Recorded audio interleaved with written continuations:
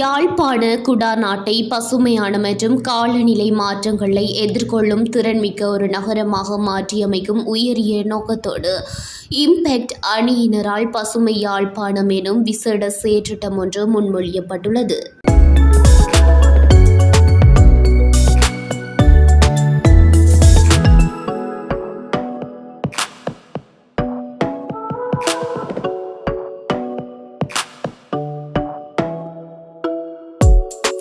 இதன் மாதிரி செயற்றிட்டத்தை முன்னெடுப்பது தொடர்பான விசேட கலந்துரையாடல் வடக்கு மாகாண கௌரவ ஆளுநர் என் வேதநாயகன் அவர்கள் தலைமையில் ஆளுநர் செயலகத்தில் இன்று செவ்வாய்க்கிழமை 3ஆம் தேதி காலை இடம்பெற்றது. இக்கலந்துரையாடலின் போது இச்செயற்றிட்டம் தொடர்பில் இம்பேக்ட் அணியினரால் ஆளுநருக்கு விரிவாக விளக்கமளிக்கப்பட்டது. இது வெறுமனே ஒரு மரநடுகை திட்டமாக மட்டுமின்றி முழுமையானதொரு காலநிலை தாங்குதிறன் இயக்கமாக வடிவமைக்கப்பட்டுள்ளமை இங்கு சுட்டிக்காட்டத்தக்கது. இத்திட்டத்தின் முதற்கட்டமாக 1000 மரங்களை நடுகை செய்தல், நகர்ப்புற பகுதிகளில் ஒரு குறுங்காட்டை உருவாக்குதல், பாடசாலைகள் மற்றும் அரச தனியார் நிறுவன வளாகங்களை சூழ பசுமையாக்குதல், நகர தூய்மையை பேணுதல் மற்றும் 2 முதல் 3 சேதன பசலை அலகுகளை உருவாக்குதல் போன்ற முக்கிய செயன்முறைகள் முன்னெடுக்கப்பட உள்ளன. தற்போதைய சூழலில் மரநடுகை மற்றும் காடாக்கலானது ஒரு காலநிலை தேவையாக மாறியுள்ளது.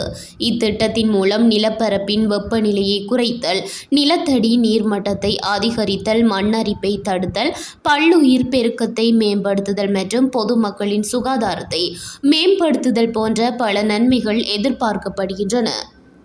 நடுகை செய்யப்படும் மரங்களில் குறைந்தது 80% உயிருடன் பேணுவது இத்திட்டத்தின் முக்கிய இலக்காகும். இதனை உறுதிப்படுத்துவதற்காக புவியியல் தகவல் முறைமை, மாதாந்த கண்காணிப்புகள் மற்றும் காலாண்டு அறிக்கைகள் என்பன பயன்படுத்தப்பட உள்ளன.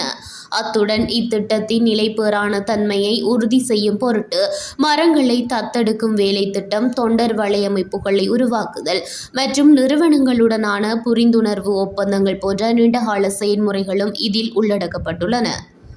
செயற்றிட்டம் தொடர்பான விளக்கம் அளிக்கப்பட்ட பின்னர் இதனை நடைமுறைப்படுத்தும் போது எழக்கூடிய சவால்கள் தொடர்பில் விரிவாக ஆராயப்பட்டது. இத்திட்டத்தை வெற்றிகரமாக முன்னெடுப்பதற்கு பல்வேறு பங்குதாரர்களின் பங்களிப்பு அவசியம் என வலியுறுத்தப்பட்டது. அதற்கமைவாக சம்பந்தப்பட்ட அனைத்து பங்குதாரர்களுடனான விசேட கலந்துரையாடல் ஒன்றை ஒழுங்கு செய்து முன்மாதிரி செயற்றிட்டத்திற்காக தெரிவு செய்யப்பட்டுள்ள இடங்கள் தொடர்பில் ஆராய்ந்து இறுதி தீர்மானம் எடுப்பதற்கும் இக்கூட்டத்தில் முடிவெடுக்கப்பட்டது. மேலும் தற்போதைய அரசாங்கத்தால் முன்னெடுக்கப்படும் தூய இலங்கை செயற்றிட்டத்தின் கீழ் இத்திட்டத்தை எவ்வாறு ஒன்றிணைத்து முன்கொண்டு செல்லலாம் என்பது தொடர்பிலும் இதன்போது விவாதிக்கப்பட்டது.